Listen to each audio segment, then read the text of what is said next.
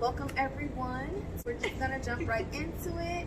I'm here today with Miss Taryn, and she's gonna talk to us today about autism awareness and having a child with autism. So, how many children do you have? I have 3 kids. 3 kids. And how many with autism? I have 1 with autism. And then how old is your child with autism? He's 10. He's 10. And he's the oldest, the youngest? He is the oldest, and we found out he has autism at the age of 6. 6, okay. Yes.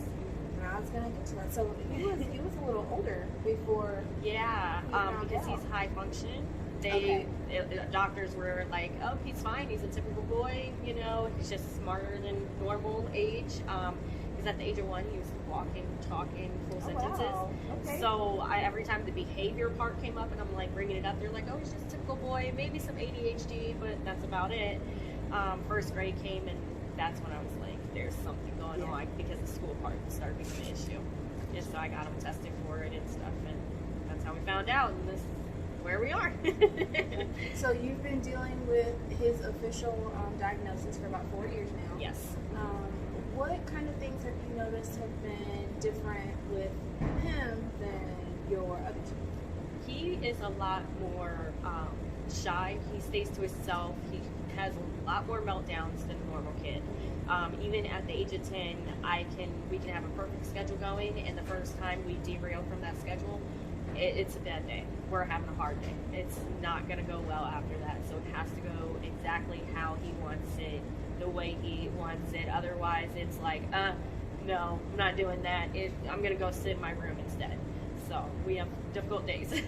Now, is that him having a schedule? Is that something that you kind of learned helps with him having autism? Yes, as long as it's going his way. If it's not going his way, Gotcha. He's going to throw a fit, and he's going to let you know he does not like it. He voices his opinions very well when it comes to me and his father. Anybody else will kind of just shy down and go hide somewhere, and that's how you know something that's going on, because he's hiding somewhere, and then you got to kind of question him and ask him, what's going on? Why are you doing this? You know, and then he'll, oh, I'm acting this way because of X, Y, and Z, and then that's when we have to kind of address whatever issue it is. But he won't tell you unless you come to him and ask him. So what kind of relationship does he have? Because you said, you know, he's a little more open with you and Dad. What kind of relationship does he have with his siblings? Oh, he is like the ringleader of them, and he has to control everybody. It's Gabriel's way or no way. He has like this control, like feeling type of thing where he has to be in control of everything with them. I can give my daughter a lollipop, she'll come out of my room, and then my son's like, hey, she's got a lollipop, just so you know, you know, and I'm like, I know, gave it to her, thank you. Thank you a lot. But yeah, he has to be the person that lets you know everything, and the details are always like, hey, I saw this happen, but you always can't depend on that I saw happen thing, because then it becomes a lion, and it's typical kid. I was gonna say, so he still has a lot of the I hate to say normal, because that's not the right word, because he's not abnormal, but he has a lot of the typical behaviors of yes, your average kid. Yep. And then there's those ones that he has that are a little bit more extreme than, you know, other kids his age, but you see him with other kids his age, and he's just like a little bit younger acting than others, and that's how I kind of like it, because then I don't have to worry about the wild 10-year-old running around. He's kind of like to himself, and you know, just very polite, and he hasn't hit that bad kid stage yet. You might get a little break in there when it comes to the teens, since he's already in the double digits. Oh yeah, he's like still gonna be want like Pokemon cards or whatever the kids are playing with now. No, he's Pokemon fanatic.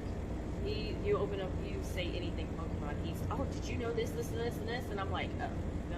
I used to play Pokemon back in the day, but not that much. I still play Pokemon Go, it's all good. Oh, see, my husband and him, that's their thing. They play Pokemon Go, and they'll go, and that's how he gets his exercise, is doing his laps, trying to get the Pokemon hatching eggs.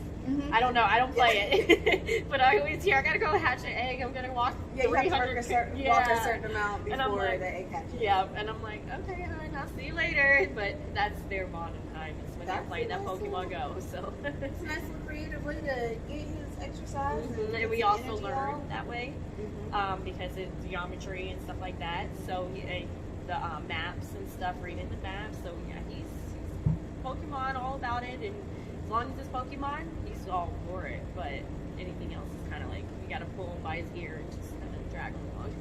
He's like, I know what I like. Exactly. This is what I wanna work with. Yeah. How would you say him having? I know you spoke a little bit about, you noticed a bit of his behavior. Mm-hmm. How was he more, I guess, different than your? How did I notice? Yeah. Because moms notice things first. Oh yeah. Ever telling since you everything's birth, fine. I was telling doctors something's wrong with my kid, and they kept telling me, "Oh no, he's fine. He's a typical boy. He's a typical kid." And it was just like things like you can meet him for the first time, and you can say, "Hi, I'm so and so," and he just shut down like a transformer. Mm-hmm. And he would make the transforming noises and everything, and just take whatever cloth he had, whether it's a shirt or hoodie or something, and just put it over his head. He wouldn't say hi, he won't say nothing, he would just shut down.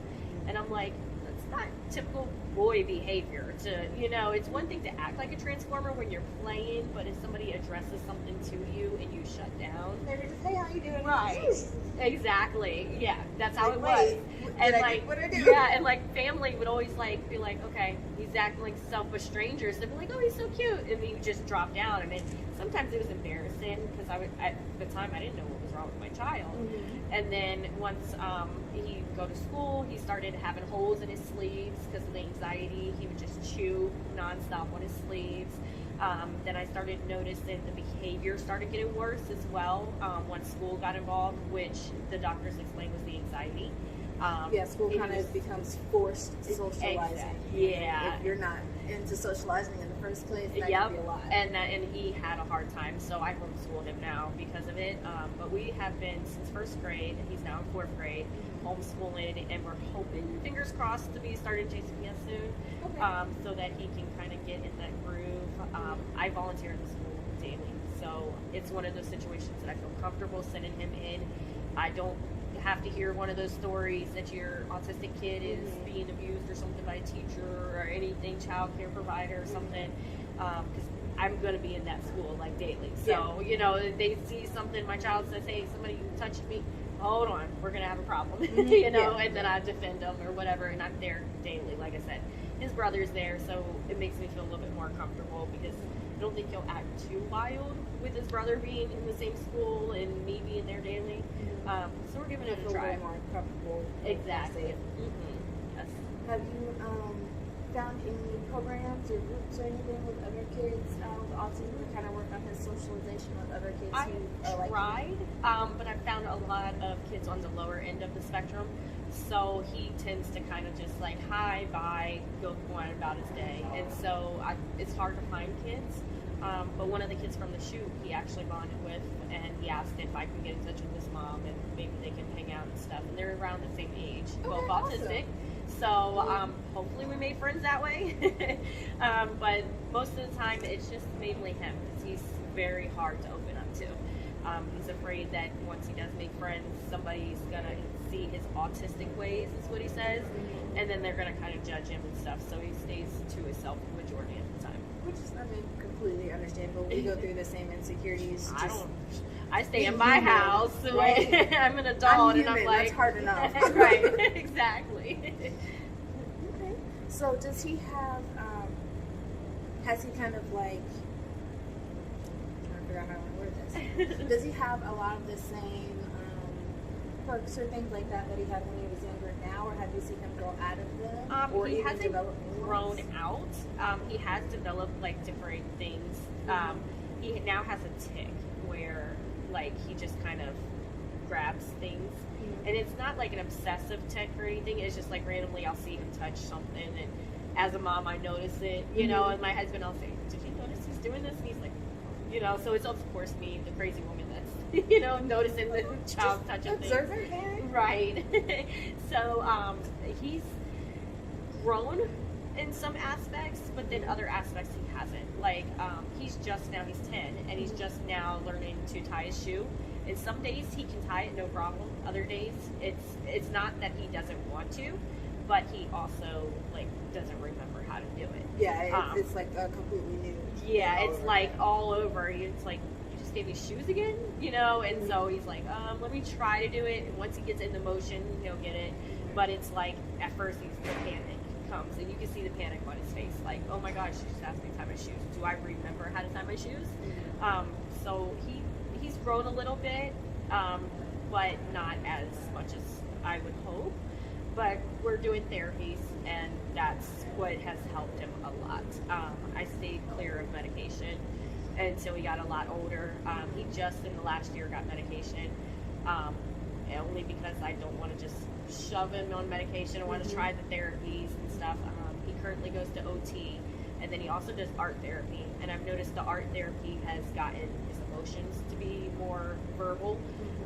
He's actually starting to say I love you, which you don't get from him. You don't get the hugs. You don't get none of that, but he's actually coming up and he's giving you hugs. And that, back in the day, you try to touch him and he starts screaming as if you've beat him or something. Now he's like, hey, okay, that's it, I'm done. I gave you a hug. I accomplished. Now let me go about my business. And so he's working a lot on it, and the OT's helping him with strength and stuff to help with his writing. Now, what is OT? Occupational therapy. Okay. And he's doing that once a week. He's supposed to be doing it twice, but we're kind of trying to tweak the therapies in order to see what he likes best. Because I've noticed if I go with what he likes, he progresses better. Versus if I'm like, nope, this is therapy, this is what you're gonna do. He's like, no, I'm not doing it, and that's the answer. Mom, we tried this. It was called school. Exactly. So I give him, okay, do you like this therapist? What is wrong with it? What's a positive thing? And then I try to find that therapist that he likes, and that he bonds with, so that he's like, hey, today's therapy. Let's go to therapy. Yeah. He's excited. Exactly. Because if I drag him, there's no progress. We're just going to be dragging him for the next 10 years. So, yeah. So Now, you said he was high functioning. Do you, of course, all parents, see their kid graduating, all of that. Do you see that being a realistic possibility for him? I do. I see it being a possibility, but I feel like there may be some guidelines, some red tape with that. I don't see him. I think if he was to walk across the stage, it would be more like grab the diploma and run off. But I think he would go across the stage. It would just be like, keep looking straight, don't look at the crowd, and just run away. And then he'll kind of slide off to his seat, I think. I don't think it's more like, I'm not going to graduate, I'm not going to finish, because he's very motivated. It's just, he has his guidelines that he has, and his disabilities with learning, that it's kind of, you got to tweak the learning, and that's why homeschool works so well for us. And that's why I'm so hesitant. I don't want him to fall back on education just by going into public school, but I also don't want to hold him from that social aspect. I want him to be able to experience school and the, spring break and, Spirit Week and, Christmas with your friends and stuff like that. Friends and new Exactly. Field trips, he's never done any of that stuff because he doesn't want to go to school. So, and I mean, we do our family field trips, but that's nothing compared to being with friends and teachers like 20 and other peers. kids. So I'm hoping it kind of opens up a new door for him and kind of gives him a better outlook on life. No, I know you were saying, is it JPS? JCPS. JCPS. Yes. Not from here, still learning. Do they have like a program specifically for special needs, or would he be in a regular classroom? Well, the way they do school here is a busing system. And so, like, you're on one side of town, your child could go to school on the other side of town. And they will take you from one end all the way on the other. My son is in kindergarten, my other son is in kindergarten. And he has a student in his class that travels in a car. It would be 35 minutes in a car, to get to school. And it's about, I think her mom said an hour on the bus, hour and a half, something like that. Exactly. So, well, she's the only one on that bus. So, and that's another thing is they just kind of, one kid, if they're coming from across town, that one kid gets that bus. And so I'm not really sure program-wise what they have. I'm kind of hesitant. I'm from a high-notch county. I'm from Fairfax County. So I'm top-notch county. So my standards are very high compared to, what JCPS has for other students. And that's why I wanted to get involved with them, because just feel like I can probably give him a little bit of a guidance, and maybe we can have a program that's good for Gabriel and other kids like Gabriel. But because he's so high functioning and the spectrum is so long, I'm not really sure what programs Gabriel would fit into. Now, other autistic kids, I'm sure JCPS has something for them, but he's high functioning, but he also has a behavior issue. So if we put him in a class with the lower functioning autistic kids, he's gonna be like, I have too much energy for these kids. I'm not gonna learn. Stimulated enough. Right. And then if I put him in a behavior, that's behavior, views that he's seeing. That I'm kind of like, okay, does he need to see these? Because he's a very bubbled child. So it's kind of like, those were my things about JCPS if I wanted to do it or not. So I'm hoping the behavior would be best for him. But honestly, I don't know. I'm still trying to feel out. You have it exactly. At the same time.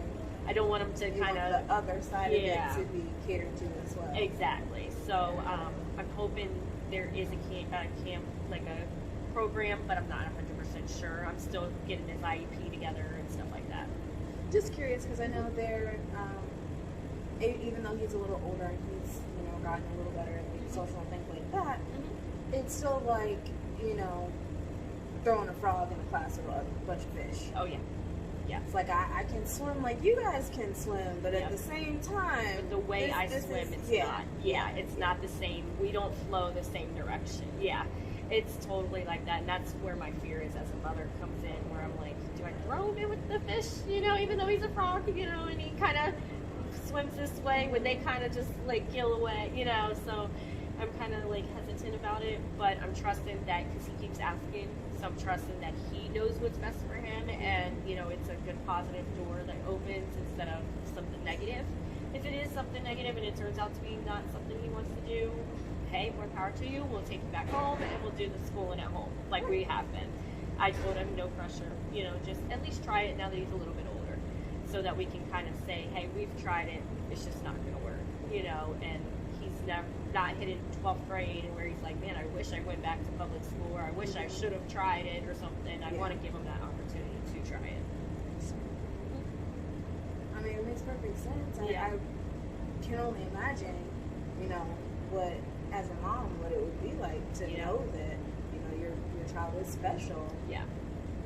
And, wanting to make sure that they have the best. It's still a learning process. It's still, especially because he was diagnosed so late. Yeah. We're still learning, still trying to learn different cues. I'm still asking therapy, like, is he supposed to not do this stuff?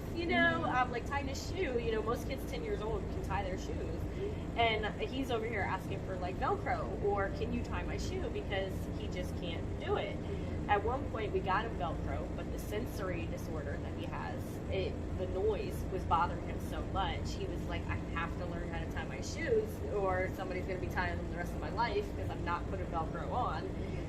And he started getting into the shoelaces and stuff, but it's still, he's 10 years old, and there's still times where he picks up his foot and like, Mom, I need you to do it. It's not lazy or, spoiled or anything. It's just that thing hasn't clicked, that switch has not clicked on his mind yet. And so we're just trying to figure out days, are better than others.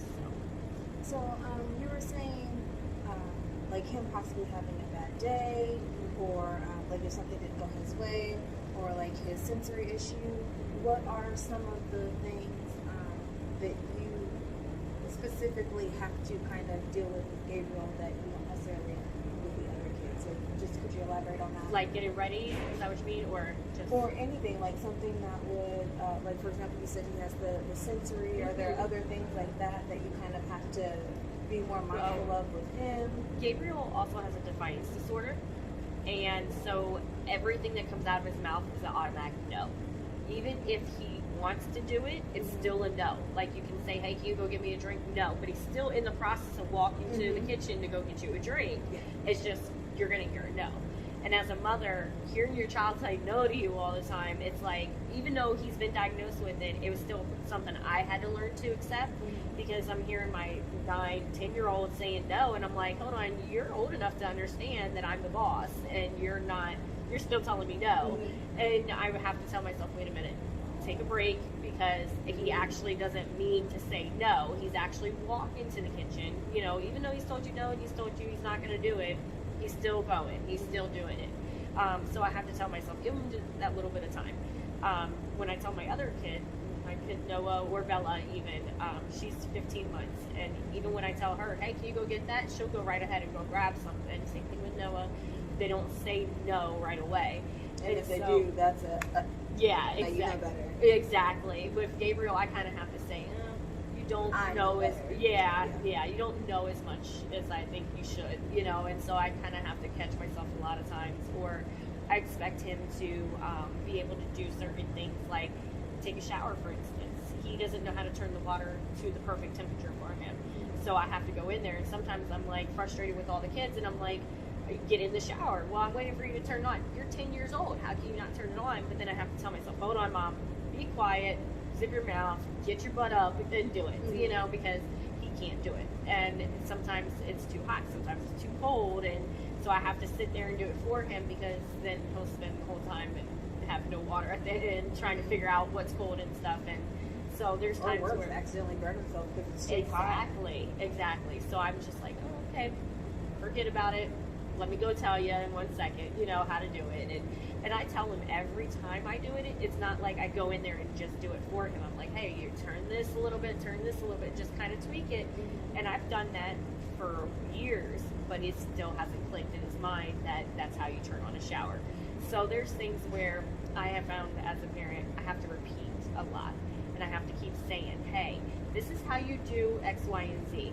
And I have to say it again. Hey, this is how you do X, Y, and Z. So teaching him about crime and stuff like that becomes difficult as well, because I'm like, hey, you're not supposed to cross the street when cars are going. And then he's like, okay. And he tries to remember. But then like a week later, it's like, hey, didn't I tell you you're not supposed to cross the street? You know, and so it gets a little frustrating. But then I'm like, okay, gotta remember.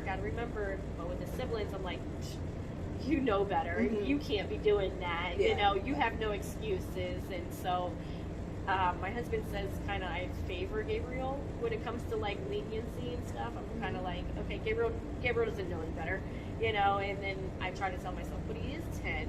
And sometimes I fight with myself, you know, like he should know this by now. But then I'm like, never mind, I don't think he does. And then I'm like, no, he's 10. He should know this. But then I'm like, but he's autistic. Has a difficulty that, you know, he's not clicked yet. And so as a parent, it gets a little bit of mind-boggling game where you're going back and forth on it. I can imagine that could be really overwhelming. Oh yeah. Especially when you have, you know, one who's like, oh, well, Gabriel can do it. Yeah, but you know. Exactly. That comes out of my mouth a lot. Well, you know, and then as having a younger brother, you know, it's one thing if Gabriel was the youngest one, but Gabriel has a younger brother. So the younger brother's like, why does he cover his ears when, you know, I'm yelling?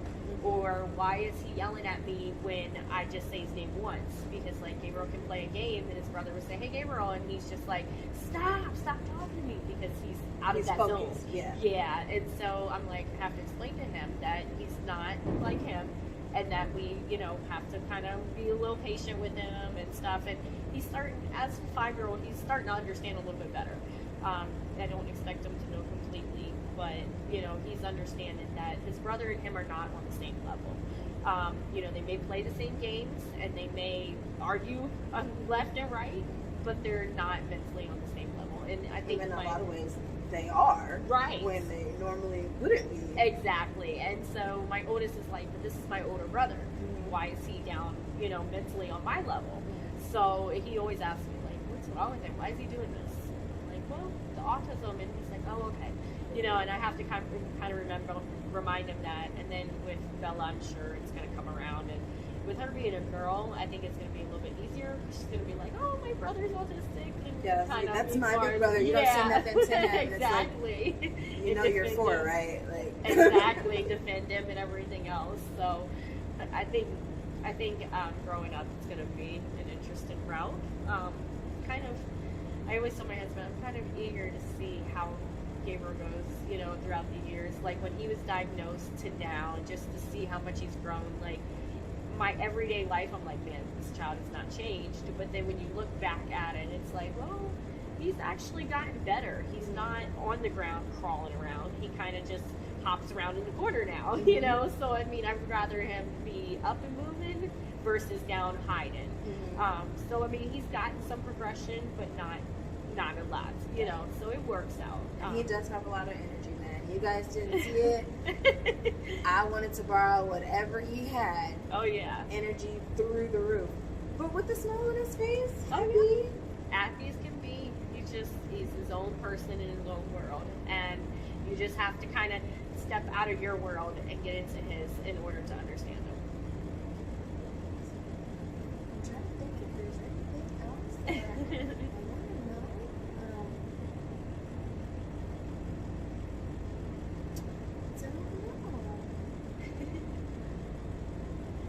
I'm like trying to think of original questions. I worked with kids for over 10 years. I actually started working with special needs children at 7 years old. I was part of the program that was in my school. Okay. I always wanted to be a teacher. Like you asked me at 5, when do you want to be a teacher? Yeah. I graduated high school, went to college, you're going to college for it to be a teacher. So it's like I'm trying to ask what most people wouldn't know. Yeah. Because I already know a lot of it. Yeah. Like I fully understand. You go to Walmart and he's trying That's to finish like- something, yeah. and you undo his seatbelt too early, and that could start just a domino effect. By Oh, the time yeah. you get into the cart, it's over, and you literally have to go home. There is no like Yep. we're gonna be able to. We're just Yeah, gonna have to there's try to go days shopping. where I'm like, okay, we're gonna go do this, and just the process of getting out the door, I'm like, you know what? Never mind. Turn around. Let's go back inside. You go to your room. You go here. Like, I'm going to my room to take a break. You know, and because it's just such a hassle. You know, and some days it's better than others, but I'm like, you can't do this. It can't be changed. You know, Right. so it becomes very difficult. And then, well, even then, like you're like, all right, you guys, you do this, you Yep. do that. We're not going, and now he's like, but I was all set Yeah. to leave the house, Oh yeah. and now we're not leaving. There's times where I fought with him for therapy. Like I was saying, it has to be a therapist that he likes. And so, like, I used to cancel because I don't like it. So I'm like, you know what? I'm just going to cancel. I'm not going to force you to do something. And then he's like, well, why'd you cancel? I'm like, we just fought for an hour on You it. said you didn't want to go. You just fought with me for an hour, and now you want to go. And then he's like, yeah, I've been ready. Really? For the last hour, you cried and screamed, and the roof Sorry. some things broke, and you know, and when his fits happen, I mean, I'm sure my neighbors are probably like, these people are weird, like they're loud, obnoxious, you know. And there's times where I could have sworn people were gonna call police because he just like gets in these screaming phases, and I'm like, stop, somebody's gonna call the police. And I'm not even in your room, like you know. And it's just because I've told him no to something. And he's like screaming bloody murder, and I'm like, no, we don't do that. And the same thing in Walmart. People are looking at me, you know, and they're like, pick up your child, whoop his butt. Well, no, I'm not whooping my butt. You don't understand the objects behind, you know, the words behind that, you know. And I don't pop him. My mom used to tell me, pop him, whoop his butt. And I'm like, no, why? What's it gonna do? It's not gonna do anything but hurt his feelings. It's not hurting me. I'm not getting hurt by it. It's hurting him. But he doesn't learn his lesson either. You know, and that's the thing with autistic kids. I used to pop him, and then you go right back to doing what he was doing. And I used to notice, like, why is my child learning his lesson? You know, like I've popped him like 3 times. It didn't click. It didn't click. It's And then- almost like you didn't even touch me. Yep. It's like, Yeah, he'll scream that you popped him. Oh, that hurt. And then 2 seconds later, he's back to doing it. He's like, what did I just say? I don't know. What'd you say? And I'm like, well, I told you not to put a fork in the socket. Now Right? you've done electrocuted yourself. So it's a time where I have to, again, repeat myself and go over and over again. And schedule changes can be a fit. And then you have that fear as a parent. Well, are my neighbors going to be those nosy neighbors that call the police because my child is screaming bloody murder? I've even had people call the police in apartments where they're like, this child is screaming bloody murder, and then I have someone's to over there killing a kid. exactly, and then I have to show the documentation that he is autistic, and I'm sorry, but he's going to be screaming. I mean, he can't have chocolate cake before he goes to bed, guys. I'm sorry. Right, exactly. I just made him brush his hair, and he is throwing a fit, and so things like that it gets difficult as a parent. Just having people's eyes on you because your child is not the same. and everybody's looking at you like you're not whooping your kid's butt. You're not doing something about him screaming in public, you know, oh, he just said screw you because you're not getting him that toy, you know, or something. I wouldn't pop my kid in the mouth, you know, and I hear that criticism all the time.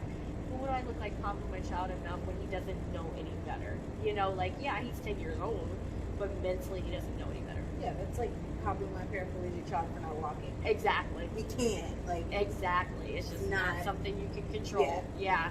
And some days I'm like, I wish I can control it, and I can tell him to do something, and he will listen. And I still kind of count down to those days and hope that those days come where I'm like, hey, do something, and it listens. But then I look back at, you know, when he first diagnosed to now, and I'm like, well, he does listen a lot better than he did. You know, it's just, I know that 100% is not going to be there because of defiance and the autism. It's just, it's something I got to live up to and just kind of learn. Do you see, because I know, of course, as a parent, you're going to get frustrated having kids regardless. Yeah. You had a child that you gave birth to frustration. Oh, yeah. That's kind of how that goes. Yeah. Do you see him getting frustrated with himself? Like, He him, does. like, noticing, I know how to do this, and now I can't do it. And Yeah. School is, that's the thing, school is very difficult for him because, like, multiplication, he knows. But if he was to write it out, it takes so long. Therapy explained that his brain takes so long to process the right in motion of what he's doing that he forgets what he was supposed to even write. So he can write a sentence and it's only like 3 to 5 words, you know, but he'll forget how to spell those because he's trying to figure out how to spell it, how to write the motion. It's just like, and then he's all of a sudden like, I can't do it, I'm done. And then papers across the room, holes are in the paper, something like that. So again, I'm hoping to have his IEP accommodated to that because that's going to set him up for failure in school. Oh, yeah, definitely, especially when you have, you know, you do the oral timetables. Oh, yeah, it's exactly. like 2 + 2 is 4, and then it Yep. literally takes 3 minutes to write the number Public 4, school, and it's yeah. like, I don't. What was that answer supposed to be? And then you Yeah. got to go back. And in public school, they make you write your answers. Like, you can know everything, and you can say everything under the book. You can be the smartest person in the world, but you have to prove it. Yeah. And you have to write it. And that's where his difficulties lie. And that's where my fear comes in is I know my child's not going to write. And I know my child's going to have difficulty writing. So do I send him into that world, or do I continue to keep him at home where he's safe and I know that he can succeed?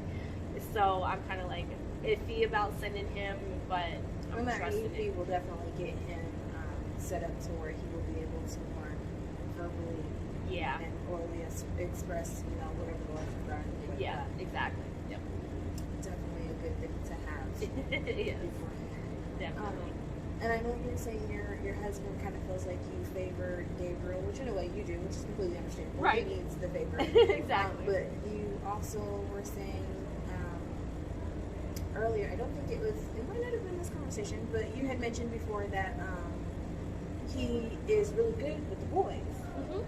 And then, like, with your daughter, Oh, yeah. because she's so little and it's a little girl, it's like completely different. She has him wrapped around her finger. And so my husband can handle both boys, the arguing, the screaming, everything. But as soon as my daughter comes in the room, nope. You can have her. I've had enough of her after like 10 minutes. And me, I'm the opposite. I can have my daughter all day. But Gabriel and Noah together, I can't do it. It's too much for me. It gets my anxiety up. Yeah, and so I'm always calling my husband. And throughout life, my husband has lost a couple jobs because I'm like panicking because I'm a stay-at-home mom. And Gabriel's disabilities have gotten me so worked up where I'm like, you have to come home. I need this break. And because we have no family support, I'm always like, hey, come home. Hey, come home. I can't do it. I need a break. There's times where I've even said, hey, you have to come home because I have to go see a doctor. Because I have to talk about what is on my mind. And trying to get it wrapped around Gabriel and the way he is and just the everyday life of an autistic parent, it becomes overwhelming. And so throughout life, we have been, you know, jobless and stuff because my husband is like, I need to come home to get my wife. But the jobs are like, hey, you leave, you're fired, you know. Welcome to America. Exactly. So we have that difficulty as a family You know, where I'm like, hey, honey, I need your support, but he also has to be the man of the house and works. So then he's like, do I lose my job, or do I just kind of, you know, talk to her on the phone, you know, and it becomes very difficult. Oh, I can imagine. Like I said, being a teacher, there have been times to where, like, we as teachers, like, these aren't even my kids, but I've had to call to the office and I'm like, look, I need a 5. Yeah. Like, yeah. I take a lot of breaks. I tend to give Gabriel his phone a little bit more than most parents should, just so that I can get that peace of mind for myself. I know if he's got his phone, he'll just take his phone, go on his top bunk of the bed, stay to himself, sometimes even like hide under his blanket on the phone, and then that's it. I don't have to hear from him, and I know that's kind of like wrong for a parent to do, but that gives me my peace of mind, and that's my self-care. Is saying, hey, take your break, I'm going to take my break, we'll regroup in a minute. Oh, no, I've been there. My 2-year-old has a tablet. Look, get your tablet, get your truck. Go yeah, exactly. Bye. Let me sit here. Because I can't. Exactly. I'll come get you in like 10-15 minutes after you've watched a couple truck YouTube videos. Exactly. Come back to me in an hour, my show will be done, then we'll talk about our day and what we're going to do. Yep. And he's a very crafty person, so I'm always being told if he can't have his phone, then I have to sit with him and do a craft. And I'm like, can I get a break for a minute? I need to cook, I need to clean. And then there's times where my husband will come home from work, and my job is to have everything cleaned and cooked, you know, stay-at-home mom.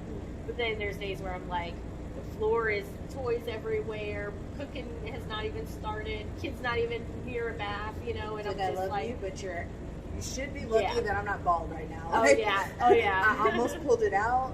Yep. Yeah. There's times where I'm like, yeah, no, you're lucky that I love you and the family and, you know, everything else. Because otherwise, I would probably walk away, walk off the bridge maybe. There's times, but you got to learn to live with it. And I think every mom has those moments, whether your child has autism or any other type of disability or mental disorder or what have you. Exactly. Like, ask any new parent. Oh, yeah. They get into like day 10 and they're like, what made me think having you was a good idea? Oh, yeah. Like, well, see, Gabriel was who my told first. me this was a good thing? Right. I love you to death. Exactly. Like, more than my own life. Exactly. Who told me to do this? Yep. Who let me do this? Exactly. Yep. What was I thinking? Yeah, Gabriel was my first, so the chronic crying and the fussiness as a baby ended up giving me postpartum, because I'm thinking, you know, I babysit kids all the time. So I have newborns and everything. Right. And no matter what, right, no matter what I did, he was always crying. So I'm always, and I used to think, oh my God, what am I doing? Like, I'm a bad parent. I can't even take care of my own kid. You know, he's crying constantly. And there was one time my husband came home from work, one of my calls, and came home from work, and I was locked in the bathroom, and Gabriel was in the swinging, crying his head off, but I was in the bathroom, and I was like, can't take him, I don't want it. And as a first-time mom, you know, I'm like, I can't do it, I'm done, I don't want to do it. There were times where I'm like, I don't even want to be a mom anymore. And, you know, and as not knowing that he had these disabilities, it was like, what is wrong with me? You know, and what am I doing wrong to where my child is acting this way? And then you kind of learn, you're like, oh, never mind, you know, maybe I am doing it the right way. Maybe I am doing it, you know, the way it's supposed to be, just he's not your normal person. I fully understand that. I'll tell you a story to make you feel better. Yeah. So I have a friend, she's first-time mom, and she had to be induced and had a C-section. And then she ended up getting an infection from her C-section. Right. So for like the first week was probably the hardest week of her being a mom. And this woman had, I think it's called FHG. It's basically means she gets morning sickness at about 6 to 7 weeks. Yep. And it stays until the baby gets here. Oh, yeah. It doesn't go away. She weighed less when she had him than when she got pregnant. Yeah. And still, the first 7 days of her baby's existence had to be the worst. Like, I was getting phone calls because he would cry, and like, she had help. Right. He had her mom's house. Right. She just couldn't jump up like she wanted to go get him. Yeah. Absolutely nothing wrong with this child. Right. Absolutely nothing wrong with. I mean, well, of course, she had a C-section. Right. But like, nothing wrong with her being a parent. Right. Like, perfectly healthy two human beings, and I'm getting phone calls. I just need him to know that I love him, and he's not gonna think that I love him. And I'm like, he can't even fully see your face yet. Yeah, Like, exactly. I promise you, he sees eyes and skin. Like, Yep. he only finds the nipple because it's brown. Like, Right. I don't tell it's you. right there. Like, he's genuinely still learning what you sound like. That's why it doesn't matter who picks him up, as long as someone picks him up. Exactly. Yeah. And no postpartum, nothing. She's just like, I can't go get him like I want to. My mom won't let me hold him because she said I need to lay down. Yes, you need to lay down. You have a fever. Go to bed. Yeah. Oh yeah. Yep. It's perfectly normal. It's perfectly understandable. Yeah. It was rough, you know, and I didn't have somebody to tell me perfectly understandable, perfectly normal, you know, and I'm like, oh my God. But then my second one, it was 4 years later, Gabriel's 4. So he was that age to be able to kind of help and stuff, and just to see him grow as a person, because he had that brother now, it was like the click, you know, a light switch hit, and he's like, wait, I'm an older brother, I have to do good. And I feel like after that point in life, he started to try to do better. With him being the only child, it was like, nope, I'm gonna do what I want, whenever I want. Exactly. But then he saw he has somebody else that looks up to him, and so now he's trying to do it. And now having a sister, I keep telling him, she's a girl.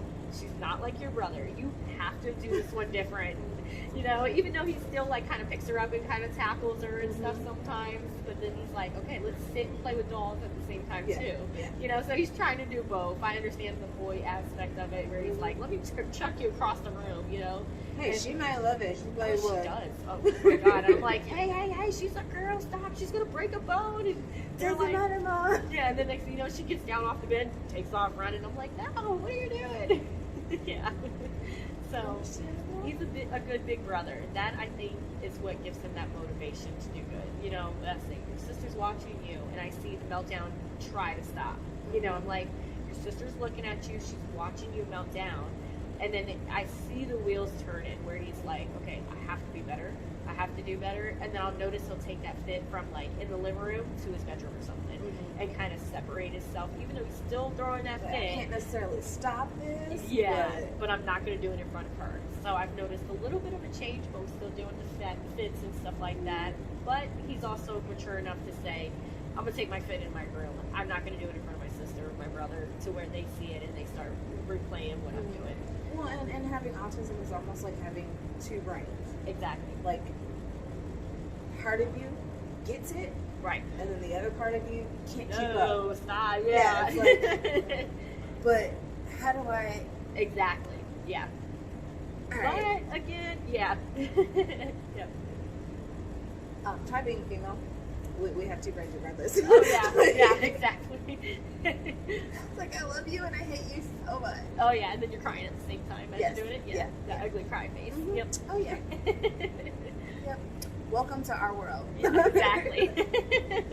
So, what would you say to, or what would you like to say to people who aren't fully aware of pretty much everything that goes into having an autistic child, or even someone who's autistic in your family? I think people need to become aware, because then there won't be so much judgment, which puts less weight on the parent's shoulders. You know, because you go in the grocery store, you're waiting for somebody to say, look, you should be taking your child somewhere, you know, and you're waiting, you just know it's coming out of somewhere. Whether it's you take them to the bathroom, you're taking them to a restaurant, something, you know that voice is coming out of some left field. And I feel like if people knew how autistic kids are, whether it's a high functioning like my son or it's low functioning like some other kids, if they just understand the spectrum and understand that not all autistic kids are the same, I think a lot more kids will be understood. And I feel like the autistic kids will have more of an opportunity in life to succeed. I mean, you won't have people shut you down right away. You will be able to succeed. You'll be able to do things because people aren't looking at you like you have that title. You're autistic. You're not going to be anybody, but you're just as bright as a doctor. You know, you can be a doctor, you can be a dentist, whoever, but you have that world that's telling you, no, you shouldn't do it, you know, because you're autistic. So I think if people were to be aware of it, I think maybe there would be a little bit more of lightness on parents, on autistic people, everyday life for people, just to kind of be aware of it. It's not every child is not the same. I've not met Do your one. research. Do your homework. Yes. We're all different, and some people are just a little more different than others. Yep. Totally. Well, thank you so much for sharing with us. Thank you for your I time. just want to let you know, on behalf of everyone involved with this and pretty much the world, you are a superhero, and so is your son. Thank you so much. This idea was for him. I wanted to get this done. I felt like, you know what, even if it's just a picture that goes on my wall, it shows that I support my child. And he had a ball. Oh, yes. And I hope you had He a ball. wanted to come back when I came back, and I was like, no, I need this break. Bye. I'm doing this for you, son. I'm Exactly. doing this for you. Exactly. We had our day together. Let me have my night to where I can finish it and get it going. Understandable. Yeah. Thank you for being with us. Yeah. And we appreciate you coming out, and just keep doing what you're doing, Mama. Thank you. It means a lot to hear that. Yeah. Well, I mean, I'm sure you wouldn't, but there Right. are a lot of parents who wouldn't even take the time or wouldn't even notice that something's different with their child. Yeah. Or just go with the doctors and be like, oh, well, Oh, I he fight might have a doctors. little ADHD. Oh, I fight the doctors, girl. I fight them. They say something. Let me do my research online, and then I come back to Right? you I'm and gonna ask come you all back to these you questions. when it makes sense to me because I'm not trusting what you're saying. Yeah, exactly. Let me ask the other doctor that's in the office too, and then also my mama, my daddy, my grandma. I'm gonna do my research, and I'm gonna find out what's wrong with my child, and I'm gonna figure out how to help them as best way as I can. Whether it's go through 100 OT therapies, or 100 art therapists, it's just whatever I got to do to make him happy and make him succeed. Keep doing what you're doing because in a world where being different is not exactly accepted, to say the least, we need more mamas like you. I think if people stop also keeping them different, making them different, I think it would just, if they just walk the earth, ordinary people, and they didn't have that title, because I feel like even though they don't have a big old sign on the back, just their disabilities, they stand out. So people are like, hey, you're autistic, something wrong with you, and then the stigma comes out. Everybody, I know my son himself, people start saying, oh, you're autistic, you can't do it, and it would make him think you can't do it. Mm-hmm. Yep. Like, it's hard enough being different in general. It is. Just two females, two humans in here. We have so much in common at the same time. We have so much Oh, yeah. different Exactly. and not in common. So, Yes. Yep. Thank you so much. Thank you. Yeah, thank you. You're Thank great. you. Thank you. Yes, so we're going to end this here. Thank you for paying attention, for joining us, for being here. Hopefully you learned something. Yeah. And remember, don't judge. Just love. 'Cause It's all you'd be puzzles. surprised. Everyone fits in. Yes, yes. Well,